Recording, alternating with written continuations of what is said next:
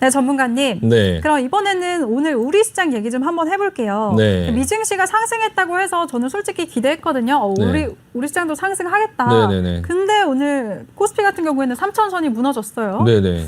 이유가 뭔가요? 네. 저도 금요일 날 이제 미국 시장이 급반등을 하고 네. 그러면 이제 월요일 날 우리나라 장은 괜찮겠구나 생각을 했는데 네. 그 부양책 통과가 딱 나오면서 이게 그렇지 않을 수도 있겠다라는 생각을 조금 했어요. 왜냐하면 시장이 오를 때는 어떤 이유가 없이 오르는 게 사실 제일 좋거든요. 네. 그냥 저가 매수로 오르고 이유가 나중에 나오는 것들이 제일 좋은데 부양책 통과가 이제 그 주말에 발표가 되면서 그럼 또 부양책 통과가 되고 나서의 이후의 상황들을 또 생각할 수가 있잖아요. 네. 부양책 통과가 되면 어쨌든 간에 채권이 또다시 많이 나오게 되고 그럼 또다시 채권 금리가 또 움직이게 될 것이다라는 부분에 대해서 또 시장에서 우려를 하겠네라는 생각을 했었고요. 네. 그리고 또 이제 그 부양책이 통과되고 나서 그 다음에 이제 부양책이 또 예정되어 있는 게 없잖아요. 그러니까 이게 마지막 부양책이 아닐까라는 것도 시장에서 또 우려를 조금 할 것 같다라는 생각도 조금 해봤고요. 근데 이제 우리나라 시장에 오늘 그 하락에 이제 직격탄을 날린 거는 중국이에요. 네, 중국 시장이 오늘 좀 시장이 급락을 하면서 그러면서 이제 경기 회복에 대한 우려 때문에 일단 시장이 급락을 했고요. 상해 종합지수를 보면 지금 일봉으로 보면요. 이게 지금 조금 이렇게 좀 많이 밀렸어요. 많이 밀리면서 다른 나라 시장은 다 괜찮은데 이게 지금 니케이 같은 경우도 뭐 이 밑으로 뚫리진 않았고 뭐 대만 같은 경우도 뭐 괜찮았는데요. 중국 증시가 이렇게 밀리면서 지금 베트남도 괜찮고 홍콩하고 이 중국 증시가 밀리면서 우리나라 시장이 이걸 못 버틴 것 같아요. 그래서 중국 증시가 한 2%, 홍콩이 한 3% 이렇게 떨어지다 보니까 장중에 이 분봉을 따라가면서 우리나라 시장도 계속적으로 내려왔고요. 다만 이제 우리나라 시장 분봉을 한번 보면 지금 일봉으로 60일선까지 왔어요. 지난번에 아래 꼬리 당겼던데 저점 확인 다시 한번 하는 모습이고요. 근데 분봉으로 보면 마찬가지로 굉장히 지난번에도 말씀드렸지만 등락이 굉장히 큰 것 같지만 사실 또 제자리에 왔다. 또 이제 이 자리에 이제 지켜주는 자리에 또 와 있고요. 코스닥 같은 경우도 보시면 지난번에 이제 찍고 뭐 당겨주면서 좀 다시 살아나 싶었는데 또 다시 마찬가지로 이것도 오르면 내려가고 내려가면 올라가고 또 내려가고 지금 또 내려온 그냥 아직 저점 깨지 않고 또 이 부분에 또 와 있습니다. 오늘 이제 미국 시장이 어떻게 되느냐가 또 굉장히 중요하겠죠. 미국 시장이 만약에 안 좋게 끝나면 이거는 뭐 저점 이탈할 거고 이것도 저점 이탈하겠죠. 딱 저점 이탈하는 자리에 있으니까. 근데 이제 오늘 미국 시장이 지금 현재 선물은 지금 하락하고 있는데 지금 이 상황이 이제 장이 시작하고 나면 어떻게 이제 움직일지 그 부분을 조금 주의 깊게 봐야 될 것 같습니다. 지금 현재도 한 1.8% 정도 내려가 있고요. 지금 이제 조금 저점 부분에서 좀 자리를 만들면서 조금 기다리고 있어요. 기다리고 있고 지금 보시면 달러가 지금 좀 강해지는 모습이 나오고 있긴 하거든요. 이제 국채 금리가 올라가면 미국의 금리가 올라가면 달러가 강해져요. 우리나라의 금리가 올라가면 우리나라에 돈이 몰려들면서 우리나라의 원화가 강해지는 것처럼 마찬가지고요. 지금 유가 같은 경우는 오펙 플러스 회의에서 이제 예상과 다르게 사우디가 증산을 하지 않았어요. 그냥 감산한 상태로 유지를 한다고 해갖고 원래는 시장에서는 유가가 좀 조정을 받을 거라는 예상을 했었는데 그 부분에 대해서 좀 계속적으로 나오면서 주가는 상승을 했었는데 이제 조정을 주고 있고요. 뭐 다른 지표들이나 이런 부분들은 지금 좀 뭐 구리 가격도 그렇고 좀 조정을 받고 있고 뭐 상품 가격들 이제 곡물 가격들이 조금 오르고 있어요. 좀 오르고 있는데 그렇게 뭐 심하게 오르는 건 아니고 일단은 시장에 뭐 어떤 그렇게 큰 혼란이 오거나 하는 상태는 아니고요. 지금 일단 오늘 미국 시장 자체가 사실 우리나라 시장이 좀 중요할 것 같고요. 오늘 우리나라 시장에서 좀 약간 그 장 초반부터 약간 불안불안하다라고 생각을 했던 건 환율이 장 초반부터 좀 올라서 시작하더라고요. 그러니까 미국의 증시가 급등을 했고 이제 부양책도 통과가 됐는데 환율이 급등을 해서 시작하는 것들을 보니까 그 환율이 또 이제 빨리 내려가지 못하고 지금 양봉으로 끝났잖아요. 그러니까 계속적으로 올라가는 모습을 보면서 시장이 조금 불안하다라는 생각을 조금 계속 했었거든요. 네. 근데 이제 그 매매 주체를 보면 요즘에 지금 연기금이 계속적으로 매도세가 계속 나오면서 연기금 때문에 이제 좀 주가가 계속적으로 가지 못하고 계속적인 매도를 하고 있는데 아직도 20조를 더 판다 뭐 이런 얘기를 하고 있어서 팔 게 남아있다는 것도 신기해요. 연기가 거의 47일 연속인가? 최장기간 지금 매도세만 보이고 있거든요. 네네. 근데 뭐 이걸 가지고 또 나쁘다고 할 수도 없는 게 연기금이라는 게 뭐 국민들의 어떤 그런 자산을 운영해서 나중에 이게 수익을 내서 어쨌든 연금을 지급해야 되잖아요. 근데 그 부분을 뭐 개인 투자자가 우리 주식 떨어진다고 해서 연기금한테 팔지 마라 이렇게 할 수 있는 사안은 아닌 것 같고요. 그냥 네. 연기금 자체의 어떤 운영하는 어떤 방침에 의해서 이 판단이 뭐 맞아서 나중에 뭐 그 연금을 지급할 때나 이럴 때 뭐 도움을 주면 좋겠지만 일단은 그 계속적으로 지금 매도세는 나오고 있고 다만 근데 조금 아쉬운 건 그걸 본인들이 매도하겠다고 시장에 얘기를 했다는 게 좀 아쉬워요. 그러니까 그거를 패를 그냥 깐 거잖아요. 패를 보여준 거잖아요. 외국인들한테도 네. 우리는 팔 것이야라고 이렇게 보여줬으니까 그러면은 외국인들이 그걸 살까요? 아니요. 네, 그게 이제 조금 연기금에서 좀 뭐 아마추어도 아니고 그냥 본인들이 본인들이 어떻게 할 것이다라는 거에 대해서 그냥 진행을 할 때 너무 그냥 시장에다 그냥 다 얘기를 해버려서 아, 외국인들이 그러면 이걸 싸게 살려고 하지 어차피 20조나 더 판다고 하면 이걸 굳이 뭐 왜 파는지 모른다면 좀 파는 거를 받아주기도 할 텐데 뭐 아직도 팔 게 이만큼 남았다고 하니까 뭐 천천히 사도 되겠네 이런 사람의 그러니까 상식적으로 생각했을 때 그렇게 되지 않을까요? 그래서 제가 생각해 봤을 때는 파는 건 좋은데 그거를 너무 어떻게 할 것이다라는 걸 시장에 굳이 얘기할 필요가 있었을까라는 생각을 좀 하고 있습니다. 그래서 일단은 개인들은 지금 열심히 사고 있는데 개인들 힘만으로는 지금 어떤 시장 상황이 흔들리고 하는 부분에서 좀 받쳐주지 못하고 지수는 이제 계속적으로 좀 흘러내리면서 계속적으로 이렇게 저점과 그 부분을 좁은 폭에서 이제 좁은 폭도 아니죠. 뭐 한 그 1%, 2% 내에서 계속 왔다 갔다 하고 있는데요. 일단은 그 사이에서 근데 외국인은 되게 갈망하는 것 같아요. 그래도 오전에는 수급이 들어왔었거든요. 코스피에서는. 네네네. 네. 그냥 좀 약간 관망하는 모습을 보이다가 또 시장이 밀리고 중국 증시가 밀리니까 이제 네. 외국인도 중국 증시가 밀리면 또 같이 팔더라고요. 중국 증시가 밀리니까 이제 같이 매도세가 좀 나오면서 그러면서 이제 조금 그 당일 추이를 한번 보시면은 네, 외국인도 뭐 초반부터 조금 이제 관망하면서 다시 뭐 살려고 하다가 이제 쭉 그냥 밀어버리는 예, 코스닥 같은 경우는 쭉 밀었고요. 네. 코스피는 조금 사다가 이제 좀 다시 이제 중국 증시 개장하고 나서부터는 이렇게 매도세로 좀 바뀌는 그런 모습이 나왔고요. 일단은 뭐 제일 중요한 건 오늘 미국 증시죠. 뭐 오늘 미국 증시가 어떻게 되느냐에 따라서 아마 한국 증시도 레벨 다운을 할 것이냐. 지금 자리가 굉장히 중요하거든요. 이 부분에서 60일선 이탈할 것이냐.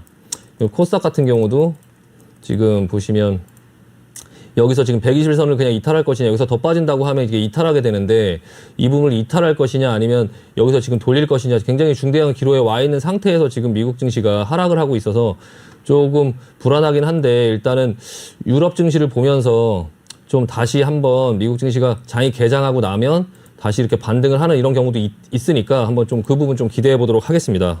네. 네, 좋습니다. 참 우리 시장 눈치 보느라 힘든 요즘인 것 같습니다. 미국의 부양책 이슈에 흔들리고 또 중국 시장 유동성 긴축 우려에 조정받는데요. 오늘 밤 미국 증시를 눈여겨보자라고 정리해 주셨습니다. 그럼 오늘장 핫했던 이슈들 살펴보도록 하겠습니다.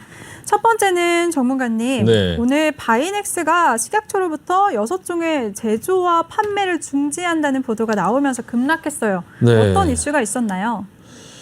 일단은 네. 이게 바이넥스만의 문제가 아니라 지난번에 HLB도 그랬고 네.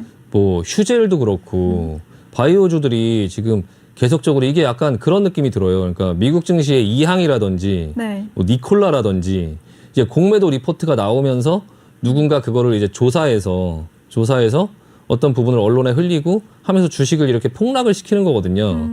바이넥스 같은 경우도 이제 뭐 언론에 YTN 뭐 어떤 그 부분에서 나왔다고 하는데 그게 이제 장 초반에는 바이넥스라고 딱 정황적으로 알 수 밝히진 있게끔만 예, 나오고 장 후반에 이제 이게 바이넥스구나라고 이제 생각을 해서 장 막판에 이런 식으로 떨어졌어요. 근데 제가 지난번에도 한번 말씀드렸지만 지금 바이오 주식들이 뭐 다른 주식들도 지금 많이 내려오곤 있지만 사실 이런 식으로 좀 뒷조사를 당하고 있는 거 아닌가.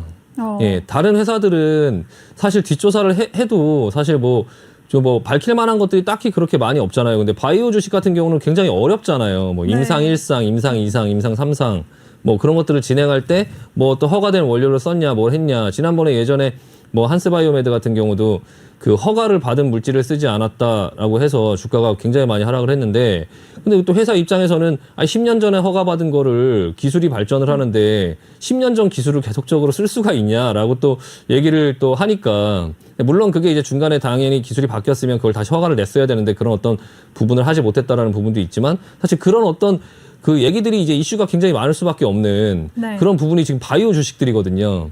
근데 이제 코로나로 인해서 바이오 주식들이 이렇게 굉장히 급등을 많이 한 것들이 많아요. 네. 회사의 적정 가치. 아까도 말씀드렸지만 2+2가 만약에 4라고 쳤을 때 바이오 주식들이 지금 사실 40에 가 있는 것들도 있잖아요.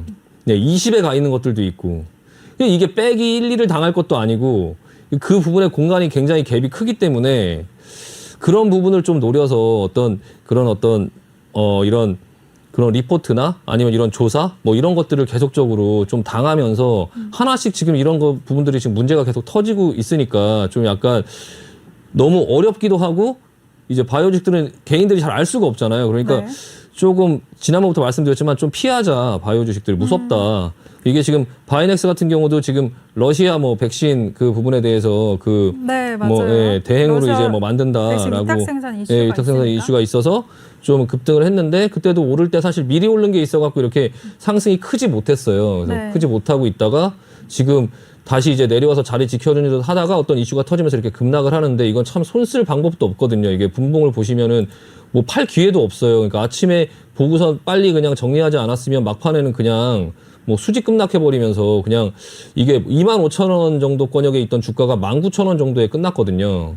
그러니까 이게 지금 한 방에 이걸 맞으신 분들은 굉장히 좀 어이가 없을 거예요. 이게 네. 예, 이걸 지금 이렇게 당해보는 경우가 사실 이게 진짜 어이가 없거든요. 근데요, 전문가님. 네. 방금 이렇게 언급하신 것처럼 이 바이넥스는 이 오늘 나왔던 그 이슈 말고도 러시아 네. 백신 위탁 생산 그 모멘텀이 있었잖아요. 상승 네. 모멘텀이. 네. 근데 그거는 아직 죽지 않았다. 한번 기다려보자라고 생각하시는 분들도 있거든요. 그럼 어떻게 생각하시나요? 그건 일단 아닌 것 같고요. 제가 네. 항상 말씀드리지만 주가는 네. 이 앞에 미리 올랐던 부분들이 그런 기대감을 반영해서 다 오른 거고 그게 현실화가 됐을 때는 사실 주가가 그걸로 인해서 뭐 회사가 크게 성장한다 하더라도 사실 좀 약간 백신 같은 경우는 좀 단기적인 어떤 이슈잖아요. 네. 그게 뭐 어느 정도 지나고 나면 또 없어질 거고 그걸로 인해서 뭐 새로운 어떤 기술이 또 만들어지고 하면서 계속적으로 성장하는 건 아니어서 어떤 플랫폼처럼 그 전에 이미 벌써 이슈로 많이 올랐기 때문에 그분의 재료가 그냥 소멸되는 어떤 그런 부분이라서 이게 아무 문제가 없었던 이수앱지스 한번 볼까요? 이수앱지스가 네. 이제 러시아 백신 대장주였는데 네. 일단 러시안 백신 그 얘기가 나오고 나서 위에서 이제 그 물량이 한번 터지고 나서 거의 뭐 그냥 수직 급락 밑으로 그냥 제자리로 다시 돌아왔다가 이 부분에서 다시 이제 기술적으로 반등으로 다시 또 이제 올라오는 부분들이 이제 있고 이게 사실 이 올라오는 기간 중에 그 러시아 백신 그 위탁 생산이 이때 확정된 게 아니었어요. 그러니까 할 수 있다라는 어떤 이슈로 이만큼 올라왔고요. 내려왔는데 아 확정됐다, 뭐 양해약서를 체결했다, 뭐 이런 얘기가 나오면서 좀 반등을 하는데 사실 반등의 힘을 보면 앞에보다 현저하게 약하잖아요. 그러니까 이거는 이제 이렇게 소멸되는 겁니다. 이제 점차적으로 소멸되는 건데 그런 과정 속에서 이제 악재가 바이넥스가 뜨면서 그냥 밑으로 완전 그냥 급락을 하는 그런 부분들이 있다 보니까 지금 아직도 이제 바이오 주식들을 갖고 이제 코로나 백신이라든지 아니면 뭐 치료제 뭐 이런 부분에 대한 이슈를 가지고 좀 내려가는 주식인데도 계속 붙잡고서 이제 그런 부분을 기다리고 계신 분들이 있다면 네. 그냥 빨리빨리 좀 정리를 하시는 게 어떤 그런 부분에 큰 이슈로 큰 하락을 하기 전에 좀 빨리빨리 정리를 하시는 게 좀 나을 것 같고요. 네. 지금 제약주들 같은 경우도 사실 돌아가면서 지금 다 추세를 깨면서 지금 계속 내려오고 있어요. 네. 뭐 추세가 살아있던 마지막 종목들도 다 추세를 깨고 있고 그 전에 있던 종목들도 전부 다 지금 많이 내려오고 있거든요. 물론 시장이 그것만 내려오는 게 아니긴 한데요.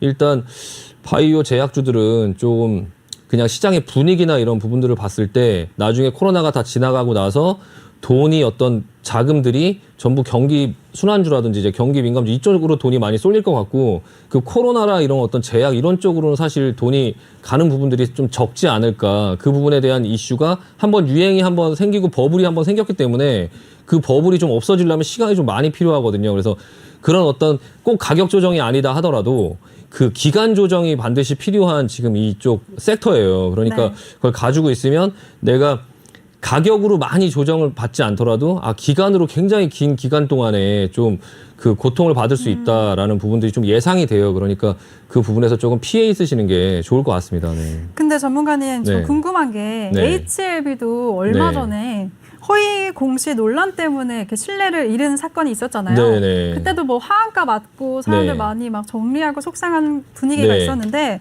그래도 네. 최근에 그 후에 반등이 나와주면서 좀 주가가 변화가 있었어요. 네네네. 이걸 좀 기대해 볼 수는 없나요? 이거는 HLB 회사에서 승부수를 던졌어요. 무상증자를 네. 예, 신청을 했거든요. 이게 무상증자를 하려고 하면 한번 회사 재무비율을 한번 볼까요? 네. 네, 지금 회사 어떤 바이오 회사다 보니까 그래도 바이오 회사 치고는 유보율이나 이런 게 많아서 있는 자금을 갖고 지금 무상증자를 하면서 지금 하한가를 맞고 반등을 했다가 다시 죽었거든요. 근데 요날 상승을 했던 게 이제 무상증자를 하겠다라고 해서 이제 했는데 지금 주가는 좀 올라오고 있어요. 근데 이제 21선 정도에 이제 부딪혔고 제가 그때 한번 말씀을 드렸었는데 이게 만약에 8만 원권을 넘기 시작하면 어떤 현상이 생기냐면 8만 원 정도 됐을 때 좀 봐야 된다라고 그때 말씀드렸어요. 왜냐하면 여기잖아요. 지금 보시면 기술적으로 여기서 폭락이 떨어지고 반등이 나왔다가 여기서 팔 수 있는 기회, 여기서 못 팔았던 사람들이 여기서 팔려고 했는데 여기서 못 팔고 다시 밑으로 끌려 내려갔어요. 그러니까 요 사람들이 갖고 있는 사람들의 심정은 다시 한 번만 기회를 주면 나가고 싶다라고 생각을 할 거예요. 굉장히 들고 있으면 굉장히 무섭거든요. 이게 지금 심사를 받고 뭔가를 하고선 어떤 그런 부분 결과가 나올 텐데 진짜 그 뭐 야수의 심장을 가지신 분들은 그 결과를 보겠지만 사실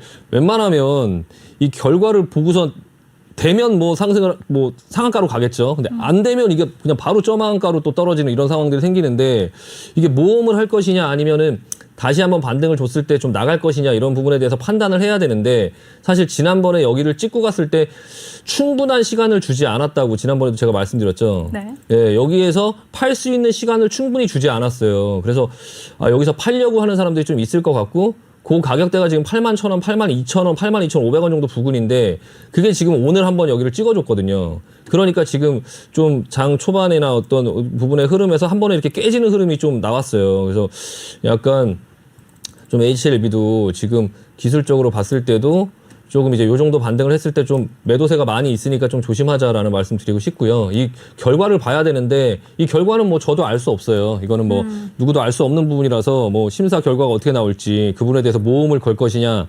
아니면은 다시 한번 기회를 줬을 때 이만큼 정도의 기회를 줬을 때 그냥 판을 접을 것이냐 뭐 결정을 한번 하셔야 될 것 같습니다. 그래서 약간 조금 어려운 영역입니다. 네. 네. 네, 알겠습니다. 늘 제약바이오주에 대해서 조심하자라고 언급해주고 계시는 우리 신강섭 전문가입니다. 그럼 다음 이슈 바로 살펴보도록 하겠습니다. 전문가님, 네. 내일 드디어 올해 상반기 기업 공개 최대어로 꼽히는 SK 바이오사이언스의 청약일인데요. 네. 어떻게 보세요? SK 바이오팜처럼 뭐 따상을 기록하고 3거래일 연속 뭐 상한가를 기록할 것 같다라고 예측하는 분들도 많거든요.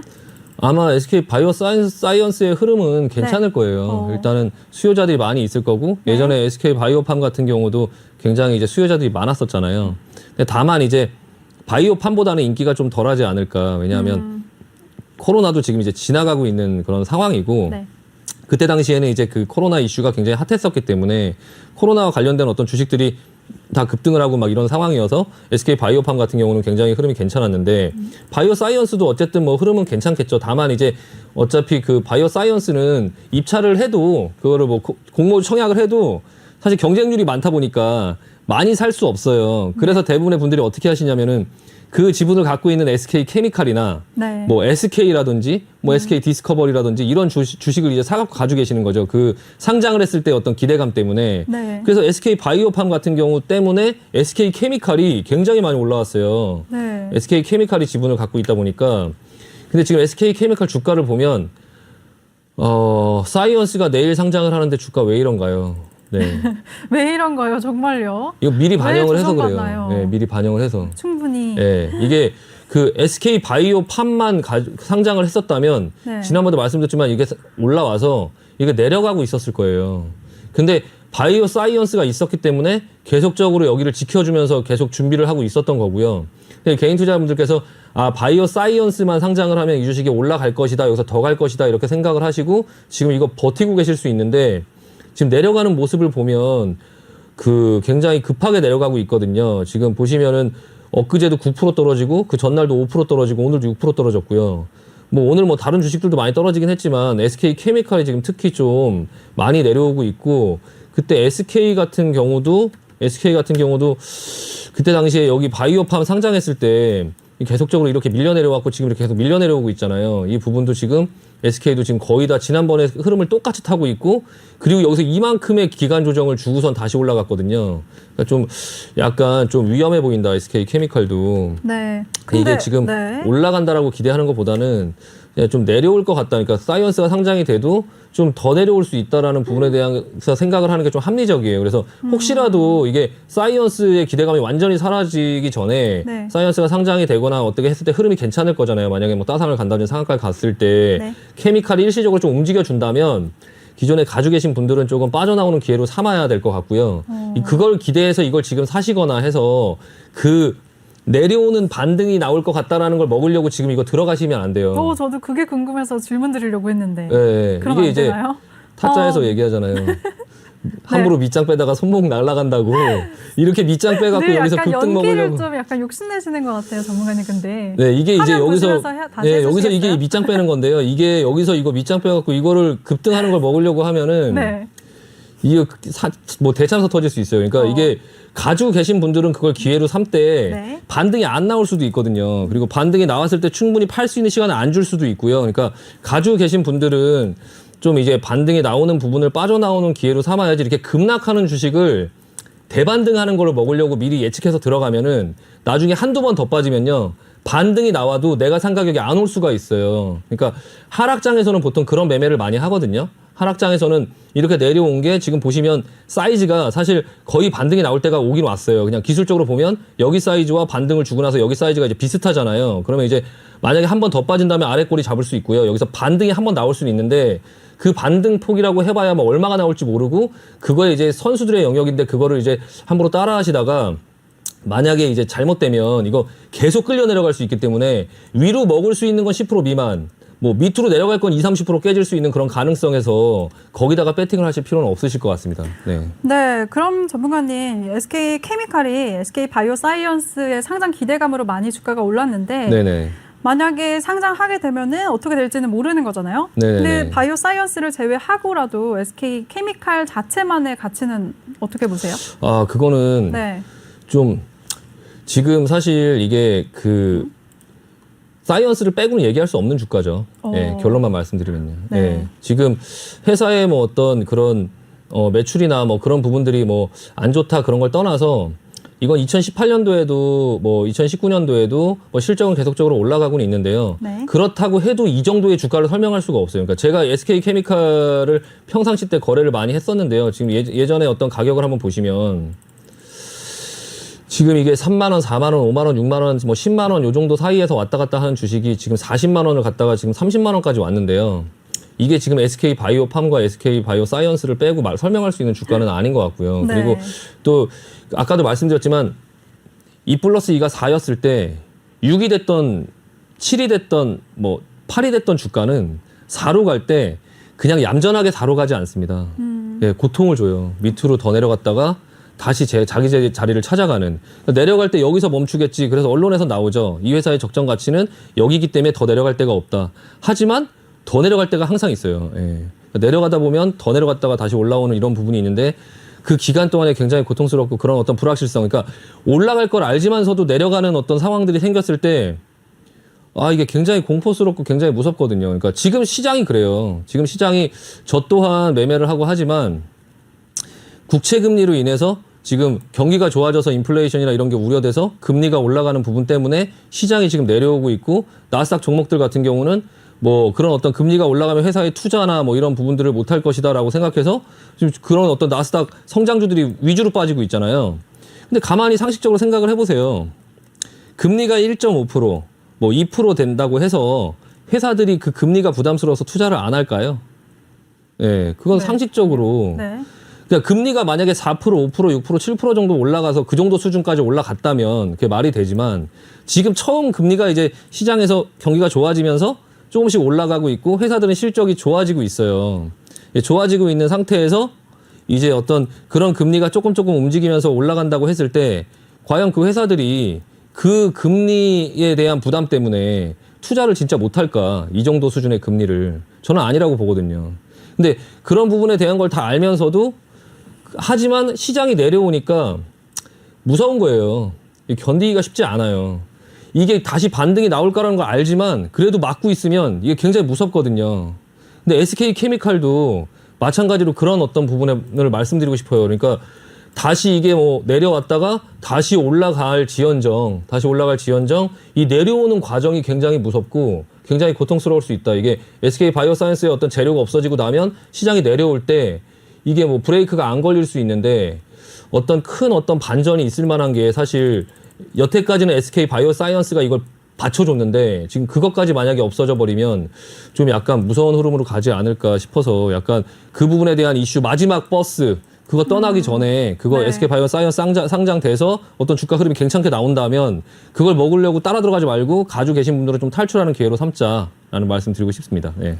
네, 알겠습니다. 좋습니다. SK케미칼까지 오늘장 이슈들 짚어봤습니다. 이렇게 꼼꼼하게 시장을 분석해주시는 신광석 전문가와 함께 하고 싶으신 분들 참여 방법 다시 알려드리겠습니다.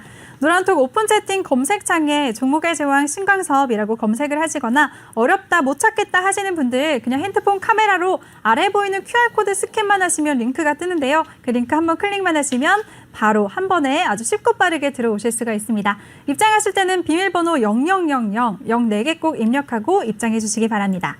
네, 전문가님 오늘도 네. 한 시간이 또 금방 갔네요. 수고 많으셨어요. 네, 수고하셨습니다. 수고하셨습니다. 네, 이따 뵙겠습니다. 잠시 후 2부에 뵐게요. 네. 네, 본 방송에서 제공해드린 정보는 투자 판단에 대한 조언일 뿐 해당 종목의 상승 또는 하락을 보장하지는 않습니다. 그럼 저는 잠시 후 2부에서 다시 찾아뵙겠습니다. 채널 고정해주세요.